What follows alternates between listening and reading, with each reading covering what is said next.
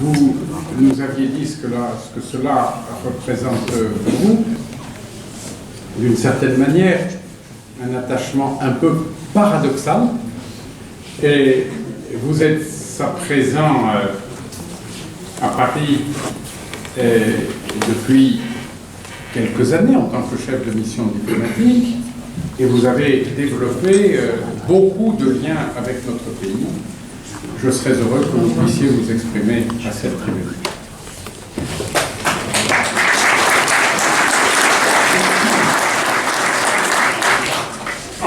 Madame la ministre, monsieur le préfet, monsieur le maire, mesdames et messieurs les élus, mesdames et messieurs, il peut effectivement vous sembler étonnant de trouver à cette tribune le représentant d'un pays qui, il y a 100 ans, se trouvait dans le camp des vaincus.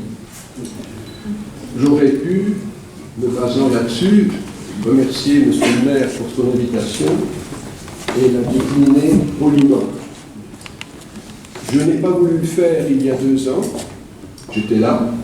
Je n'ai pas voulu le faire aujourd'hui non plus, parce que je pense que ma place est ici pour au moins 2 raisons. La première, ceux qui m'ont déjà rencontré savent que je suis en quelque sorte le régional de l'État, puisque nous avons une maison de campagne à Tracilmont, pas très loin d'ici.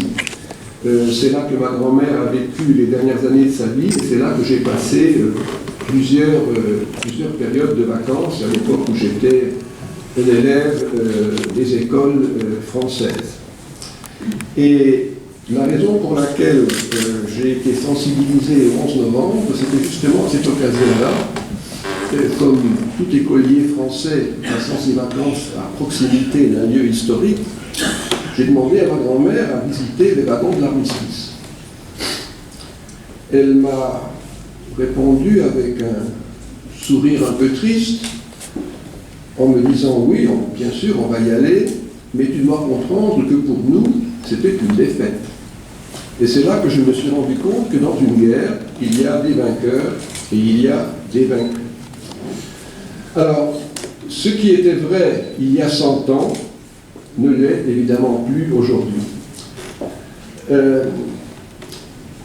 La Hongrie et la France se trouvaient effectivement dans 2 camps opposés.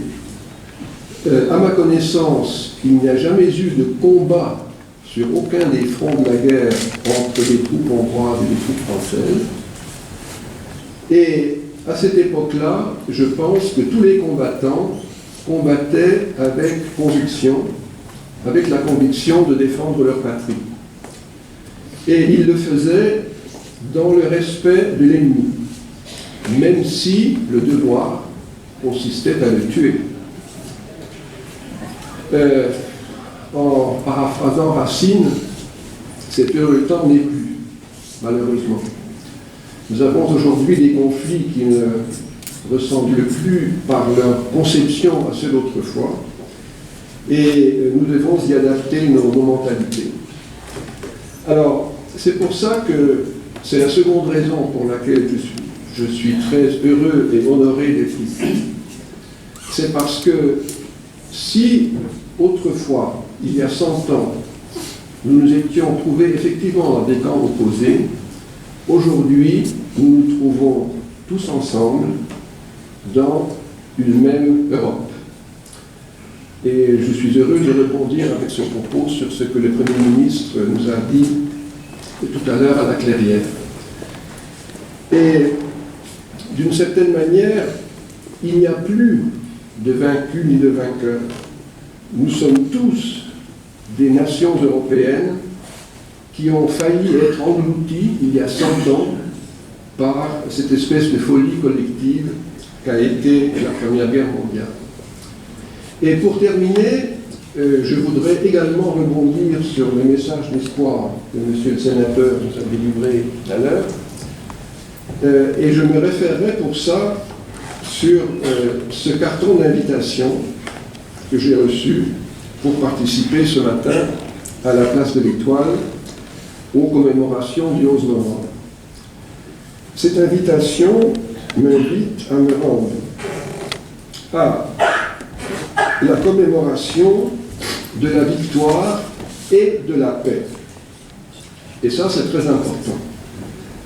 Les guerres durent ce qu'elles durent, elles finissent par se terminer, bien ou mal, en général mal, parce qu'une guerre ne fait de bien à personne, mais toute guerre est suivie d'une paix.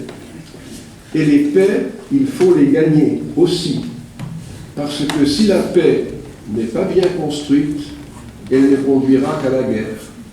Et nous en savons quelque chose avec la Première et la Seconde Guerre mondiale. Certains nous disent qu'il n'y a pas eu une Première et une Seconde Guerre, mais il n'y a eu qu'une guerre de 30 ans, avec une période d'accalmie instable entre les deux. Personnellement, je ne serais pas loin de partager cette analyse. Et si je peux me permettre, Madame la Ministre, de faire une suggestion au Président de la République, qui, dans son discours de la Sorbonne, nous a expliqué quelle était sa vision de la refondation de l'Europe. Eh bien, je me permettrai d'ajouter, à titre personnel, une suggestion. C'est que face aux conflits dans lesquels nous sommes plongés et dans lesquels l'Europe doit jouer un rôle pour leur solution, nous soyons capables de construire des paix intelligentes, des paix qui ne soient pas des demi-solutions qui, d'une manière ou d'une autre, sous différents prétextes, ne conduisent qu'à raviver la flamme délétère de la guerre quelques années plus tard. Et si nous réussissons à construire des paix intelligentes, nous aurons gagné non seulement la guerre qu'il faut gagner, mais nous aurons aussi gagné la paix. Je vous remercie.